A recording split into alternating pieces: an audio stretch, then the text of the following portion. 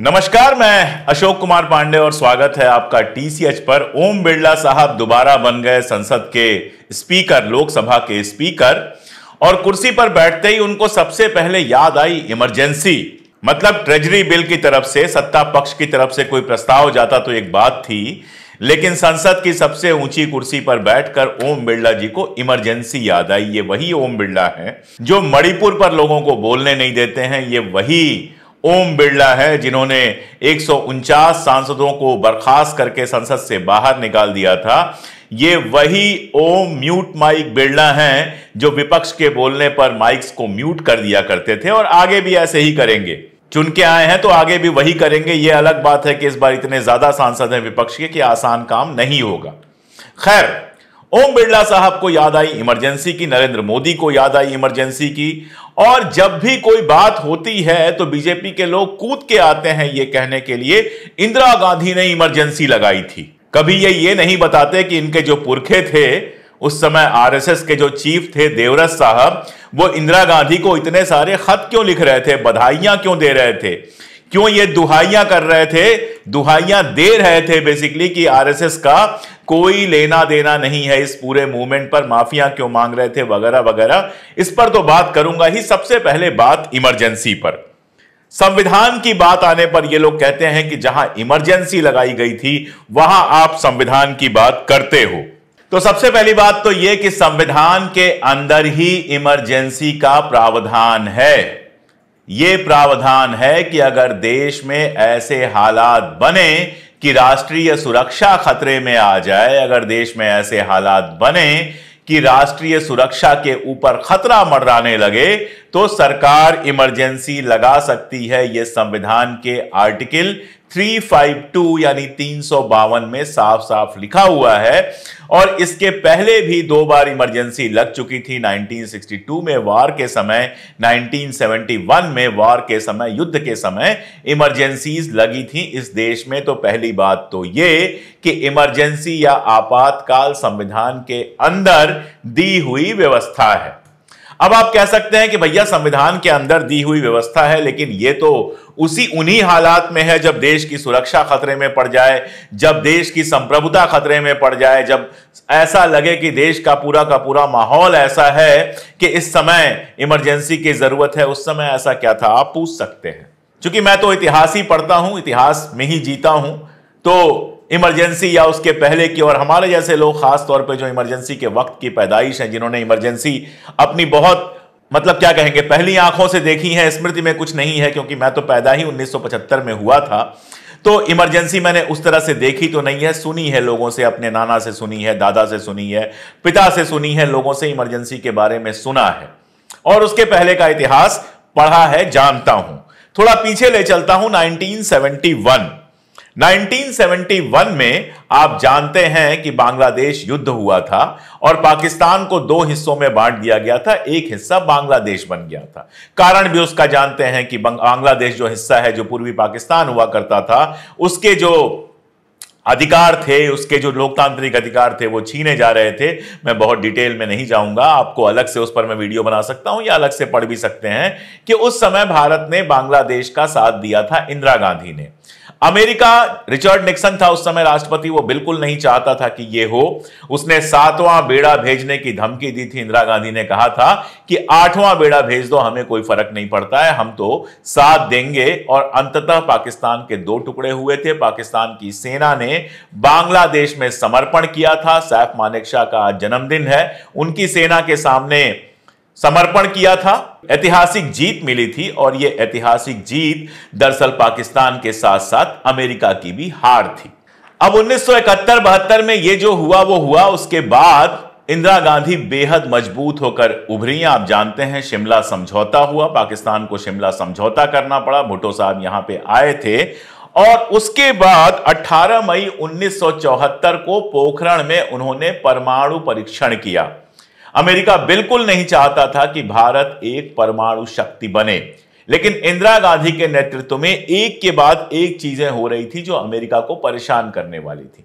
1971 का वॉर बताया मैंने, 71-72 का बांग्लादेश वॉर बताया मैंने आपको। 18 मई 1974 को पोखरण का विस्फोट हुआ जिससे भारत एक एटॉमिक पावर बन गया। और इसके साथ साथ इसके पहले ही इंदिरा गांधी बैंकों का नेशनलाइजेशन कर चुकी थी। आज के लोगों को शायद समझ में नहीं आएगा बैंकों के नेशनलाइजेशन का मतलब क्या है। बैंक जितने भी थे सभी प्राइवेट थे, प्राइवेट कंपनियों के थे, और यही वजह थी कि गरीबों को जनता के काम के लिए वहां से लोन नहीं मिलता था। केवल शहरों में हुआ करते थे, कुछ एक कस्बों में हुआ करते थे, और आम किसान, आम गरीब, आम मजदूर इनसे, इनकी परिधि से बिल्कुल बाहर था। इंदिरा गांधी जी ने बैंकों का नेशनलाइजेशन किया, राष्ट्रीयकरण किया। उसके बाद गांव-गांव में, कस्बों में बैंक खुले जिससे लोगों को ऋण मिला। किसी ने ट्रैक्टर खरीदे, किसी ने जमीनें खरीदी, किसी ने जमीन का सुधार कराया, लोन लेकर लोगों ने घर बनवाया, और देश के अंदर अर्थ का प्रवाह जो है, पैसे का जो प्रवाह है, वो आम लोगों के बीच में हुआ। यह काम इंदिरा गांधी ने कराया था। अब जाहिर है कि आम लोगों का यह फायदा हुआ तो देशी विदेशी जो कैपिटलिस्ट थे वो भी इंदिरा गांधी से नाराज थे। और इस बात को लेकर अक्सर नहीं बात की जाती है कि CIA उस दौरान एशिया में, अफ्रीका में कितने ही देशों को डिस्टर्ब करने की कोशिश कर रहा था। इसको नोट करके आप रख लीजिए, आगे मैं लौटूंगा कि CIA की बात मैंने क्यों की। यही वो दौर था जिस समय जयप्रकाश नारायण साहब ने आंदोलन शुरू किया, उसको नाम दिया संपूर्ण क्रांति आंदोलन।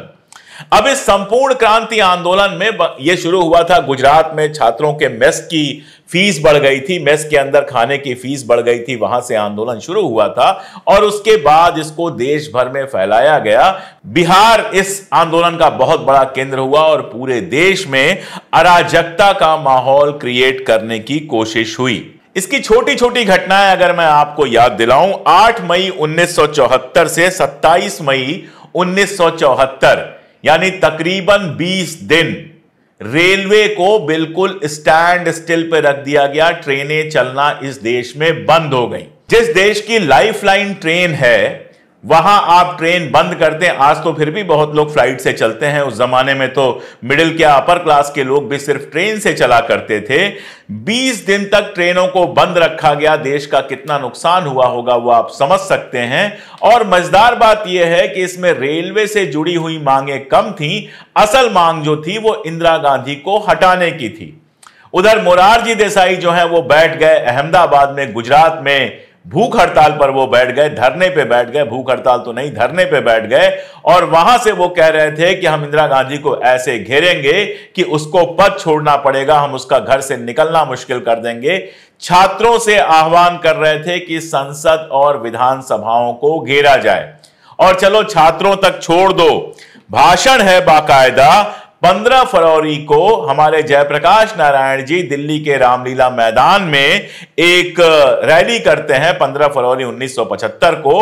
और उस रैली में आर्मी यानी सेना और पुलिस को विद्रोह करने के लिए कहते हैं। जरा कल्पना करके देख लीजिए कि अगर राहुल गांधी आज एक बयान जारी कर दें कि आर्मी को विद्रोह कर देना चाहिए मोदी सरकार के खिलाफ, तो क्या होगा। हमारे आपके जैसे ही लोग कहेंगे कि ये देशद्रोहिता है, ये आप कर ही नहीं सकते। आर्मी और पुलिस को विद्रोह के लिए कहना यानी देश को अराजकता के दौर में फेंक देना। और जयप्रकाश नारायण जी 15 तारीख को मैंने बताया आपको, 15 फरवरी को रामलीला मैदान में खड़े होकर अपील कर रहे हैं कि आर्मी और पुलिस को विद्रोह कर देना चाहिए। आज अगर रामलीला मैदान में खड़ा होकर कोई कह दे तो मोदी के राज में वो बरसों बरस जेल में सड़ता रहेगा। इस अपील के बावजूद उनको गिरफ्तार नहीं किया गया था। जब इतने से काम नहीं चला तो कोर्ट और कानून का सहारा लेना शुरू किया गया। इलाहाबाद हाई कोर्ट में चुनौती दी गई। 1971 में जो चुनाव इंदिरा गांधी ने जीता था उस पर चुनौती दी गई। रायबरेली से चुनाव जीता था, उसको चुनौती दी गई। और चुनौती किस आधार पर दी गई? ईवीएम पर, मतगणना पर नहीं दी गई।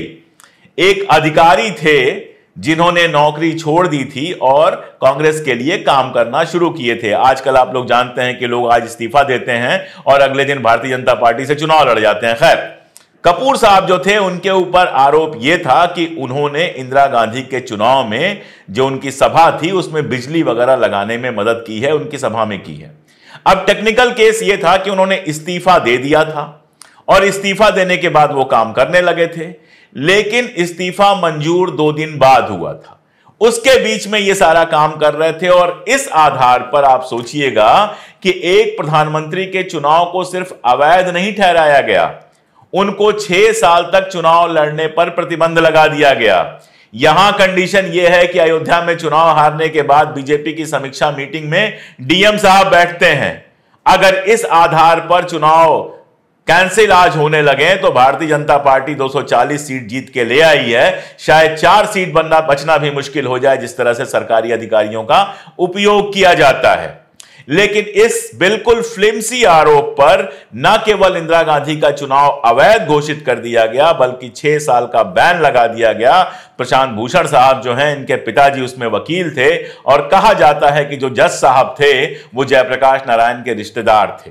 अब मैं नहीं जानता क्या सच है क्या नहीं है, लोग बताते हैं, इसके बारे में मैंने ढूंढा, कोई खास रिकॉर्ड नहीं मिला। लेकिन आप कल्पना कीजिएगा कि देश के चुने हुए प्रधानमंत्री को चुने जाने के 4 साल बाद अवैध घोषित कर दिया जाता है चुनाव और साथ में 6 साल तक प्रधानमंत्री बनने पर बैन लगा दिया जाता है। अब यह कहा जाता है कि अब वो प्रधानमंत्री पद से हट जाती, इसलिए उन्होंने इमरजेंसी लगा दी। गलत। 24 जून 1975 को सुप्रीम कोर्ट में इसी मामले में उनको स्टे ऑर्डर मिला और स्ट्रांग स्टे ऑर्डर मिला। न केवल वो सांसद थी उसको मेंटेन किया गया बल्कि प्रधानमंत्री रहने के उनके अधिकार को भी मेंटेन किया गया, यानी 12 दिन के अंदर सुप्रीम कोर्ट ने ये स्टे उनको दे दिया था, तो वो प्रधानमंत्री पद पर थी। लेकिन पूरे देश में ये जो अराजकता का माहौल था वो लगातार बढ़ता ही जा रहा था। मैं आपको बताऊं एक घटना तो आप आश्चर्य करेंगे। 2 जून 1975 को स्टेज पर एक प्रोग्राम कर रहे थे उस समय के रेल मंत्री ललित नारायण मिश्रा, जिनके भाई जगन्नाथ मिश्रा का नाम आप लोगों को शायद याद हो। ललित नारायण मिश्रा को बम से मार के उड़ा दिया गया था। जी, बम से मारकर 2 जनवरी 1975 को बम से मारकर ललित नारायण मिश्रा को उड़ा दिया गया था। लगातार संसद घेरी जा रही थी, लगातार संसद को पंगु बनाने का काम किया जा रहा था, सेना को भड़काया जा रहा था, पुलिस को भड़काया जा रहा था। पूरे देश में एक माहौल ऐसा बना दिया गया था जैसे अपने देश की सरकार से नहीं किसी दूसरे देश की सरकार से ये लोग लड़ रहे हों। देश ऐसी स्थिति में था कि जिसमें एक दिन भी और चल पाना मुश्किल नहीं था। सारी सरकारी व्यवस्था को तहस नहस करने की कोशिश थी। रेलवे के बारे में मैंने बताया, बाकी विभागों में भी इस तरह की हड़तालों की लगातार कोशिश जारी थी। इन सबको ध्यान में रखते हुए 24 जून 1975 का स्टे ऑर्डर आने के बाद 26 जून 1975 को इंदिरा गांधी ने इमरजेंसी डिक्लेयर की और जब डिक्लेयर भी की तो यह कहा कि यह पेनफुल नेसेसिटी थी, दर्दनाक है, मैं नहीं चाहती हूं, मुझे परेशानी हो रही है, लेकिन यह आवश्यक हो गया है। तो आर्टिकल 352 के तहत इमरजेंसी घोषित की गई। यह एक तथ्य है कि संविधान के आर्टिकल 352 के तहत इमरजेंसी घोषित की गई। अब जैसा होता है, नेता जब बहुत मजबूत होता है, बहुत बड़ा होता है, तो उसके आसपास चमचे बहुत सारे घेर लेते हैं और चमचे जो करते हैं वो आप जानते हो। तो उस जमाने में भी इंदिरा इज इंडिया कहने वाले चमचे थे। उस जमाने में भी ऐसे लोग थे जो सत्ता को घेरे रहते थे और अपनी चमचागिरी में बहुत कुछ ऐसा किया जो टाला जा सकता था। प्रशासन को टाइट करने के चक्कर में हुआ यह कि अभिव्यक्ति का जो अधिकार था, जो अखबार निकलते थे, जो बाकी सारी चीजें निकलती थीं, उनको सेंसर किया जाना शुरू हुआ जो इमरजेंसी के तहत था। और भी बहुत सारी जातियां हुई, लेकिन आप ये नहीं कह सकते कि नेताओं के साथ बहुत बड़ी जातियां हुई, जेलों में रहे, इसमें कोई दो राय नहीं है।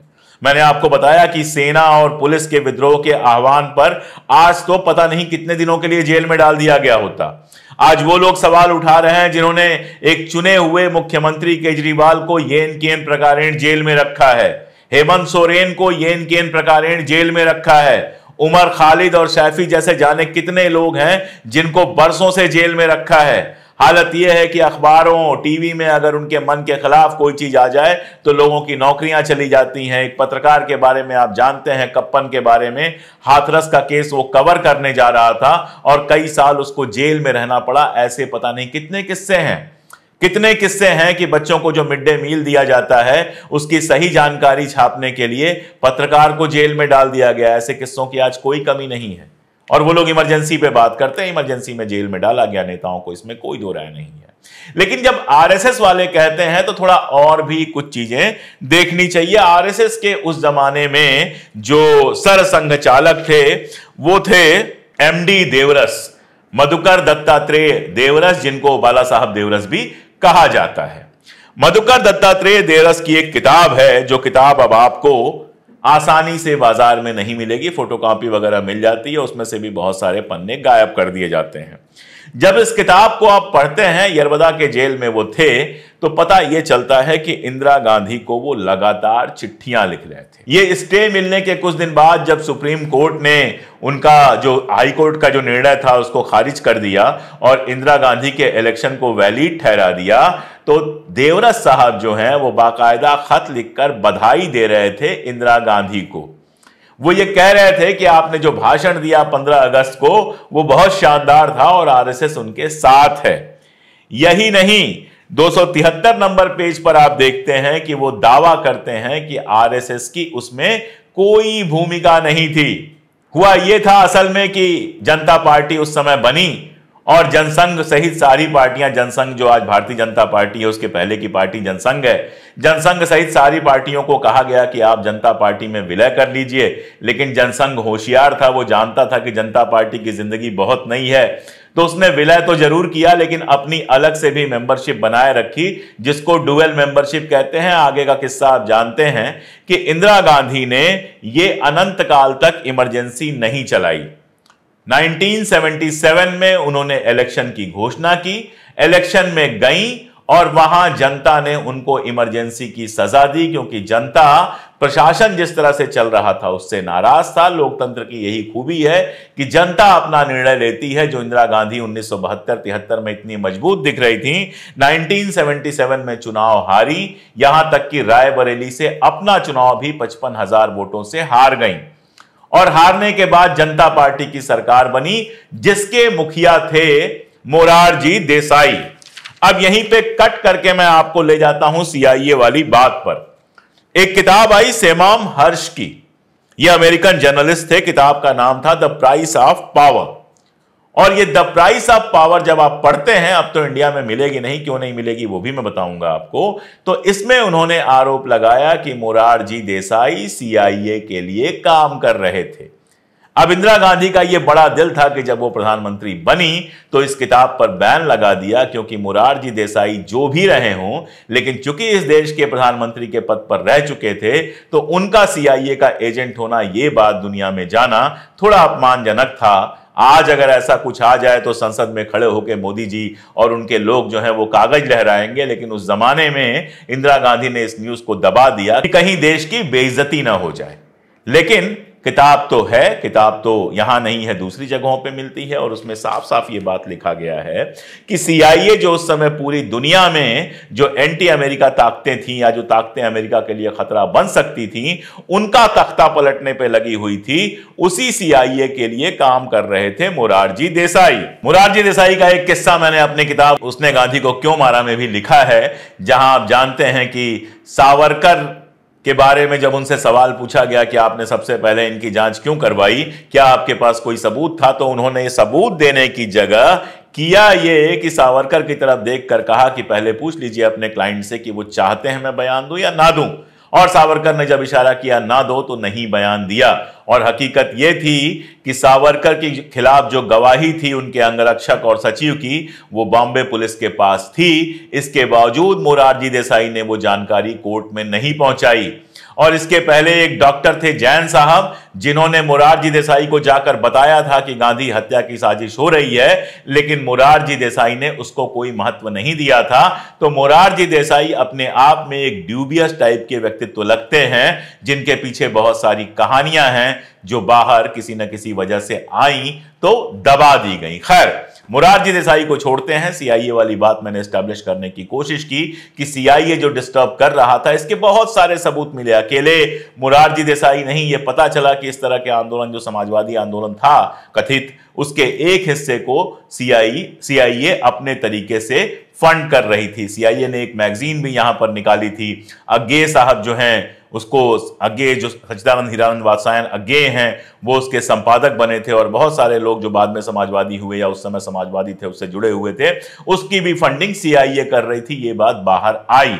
तो सीआईए अपने तरीके से भूमिका निभा रही थी इंदिरा गांधी के शासन को कमजोर करने के लिए। जयप्रकाश नारायण और बाकी सारे लोगों की दिक्कत यह थी कि आजादी की लड़ाई से आए थे, नेहरू को अपने बराबर मानते थे या खुद को कई बार नेहरू से भी बड़ा मानते थे, और इंदिरा गांधी को नेता मान पाना इन लोगों के लिए बहुत मुश्किल है। जब इंदिरा गांधी शासन में आई थी तो उनको गूंगी गुड़िया कहा गया था, आप जानते हैं, और ये लोग उम्मीद करते थे कि ये तो कल की बच्ची है, ये क्या शासन चला पाएगी। लेकिन जब वो लगातार मजबूत होती गई तो शायद इन लोगों से बर्दाश्त नहीं हुआ। उसके बावजूद उस दौर के रिश्ते ऐसे थे कि एक कहानी कही जाती है कि जब इंदिरा गांधी जब चुनाव हार गई, सांसद भी नहीं रही, तो जयप्रकाश नारायण ने उनसे पूछा कि इंदु, आर्थिक कोई परेशानी तो नहीं है, तुम्हारे 2 बच्चे हैं, पढ़ाना है, बाकी सब है, कोई दिक्कत तो तुमको नहीं है। तो इंदिरा गांधी ने कहा कि नहीं, पिताजी की किताब से इतनी रॉयल्टी आ जाती है कि हमारा काम आराम से चल जाता है। तो इतनी आपस में समझदारी भी इन लोगों के बीच में थी। आज तो वो समझदारी भी नहीं दिखती है। ये पूरी कहानी थी इमरजेंसी की, जिसमें आरएसएस के लोग कह रहे थे उस जमाने में कि हम उसमें कतई शामिल नहीं हैं। माफिया मांग रहे थे, इंदिरा गांधी से अर्जियां कर रहे थे कि एक मुलाकात कर लीजिए। इंदिरा गांधी ने किसी भी पत्र का जवाब देने की जरूरत नहीं समझी। आरएसएस के लोग उस पूरे आंदोलन का फायदा उठाना चाहते थे। सीआईए का अपना रोल था, देश को पूरी तरह से ब्लॉक कर दिया गया था। इसके बावजूद जब इमरजेंसी लगी और उसमें लोगों के प्रति ज्यादतियां हुई, तो इसकी मुखालिफत हमारे जैसे लोग हमेशा करते रहे हैं कि इस तरह की कोई भी चीज देश के अंदर नहीं होनी चाहिए। फिर आपको लगेगा इमरजेंसी का समर्थन क्यों? इमरजेंसी का समर्थन मैं कतई नहीं कह रहा हूं, लेकिन इमरजेंसी का विरोध करने का अधिकार सिर्फ उनको है जो अपने शासन में अघोषित इमरजेंसी नहीं लगाते हैं, जो ऐसे कानून लेकर नहीं आते हैं कि लोगों को बरसों बरसों जेल में सड़ाया जाए। और एक और आखिरी बात, इमरजेंसी के बाद इंदिरा गांधी ने, बहुत टाइम नहीं बीता था, 24 जनवरी 1975 की बात है, यवतमाल में थी, वो एक सभा को संबोधित कर रही थी और वहां उन्होंने बाकायदा माफी मांगी थी। उसके बाद भी कई बार उन्होंने इमरजेंसी को लेकर माफी मांगी, यहां तक कि राहुल गांधी ने भी एक प्रोग्राम में सीधे कहा था कि इमरजेंसी गलत है। यानी कांग्रेस से गलती हुई, इमरजेंसी जिस तरह से लगी उसमें प्रशासन नहीं संभाला गया, लोगों के साथ ज्यादतियां हुई और कांग्रेस ने उसको स्वीकार किया। ऐसे ही 1984 को लेकर कांग्रेस ने बार बार माफी मांगी। किसी से गलती होना, उसको स्वीकार करना और उसके आगे बढ़ जाना एक पॉजिटिव बात होती है। और इंदिरा गांधी की माफी को जनता ने भी स्वीकार किया, क्योंकि 3 साल के अंदर जब जनता पार्टी सरकार बिखर गई तो वही जनता जिसने इंदिरा गांधी को चुनाव में हरा दिया था पूर्ण बहुमत के साथ, उनको फिर से सत्ता में लेकर आई। यह एक अलग कहानी है। लेकिन आज जब इमरजेंसी की बात होती है, आज जब बार बार इमरजेंसी की कहानी दोहराई जाती है, तो उसका मकसद सिर्फ एक है कि ये जो अघोषित आपातकाल लगा हुआ है, जिसमें अभिव्यक्ति की स्वतंत्रता पर लगातार हमले हो रहे हैं, अभी 1 जुलाई से जो कानून लागू होने वाला है, उसके बाद जमानत वगैरह और सख्त होने जा रही है। लीगल एक्सपर्ट्स इस पे और डिटेल में बताएंगे। वो लोग जब इमरजेंसी को याद करें तो उनको याद दिलाना जरूरी है कि नंबर 1, आपके पुरखे इमरजेंसी में भी माफी मांग रहे थे, और नंबर 2 कि इमरजेंसी संविधान के तहत लगाई गई थी, नियमों के तहत लगाई गई थी। आज जो कुछ किया जा रहा है उसके लिए तो संविधान को बदलने की साजिश हो रही है। आज के लिए इतना ही। इस तरह के मुद्दों पर हम लगातार बात करते हैं, बात करते रहेंगे। सरकार और कैमरे की आंख में आंख डालकर सच बोलते रहेंगे। बस शर्त इतनी है कि आप हमारे साथ बने रहें, हमारी बातें दूर तक पहुंचाते रहें, हमारे चैनल से जुड़ें, हमारी ताकत बने। आप हमारी ताकत बनेंगे, तभी हम अपना काम लगातार कर सकेंगे। बहुत शुक्रिया।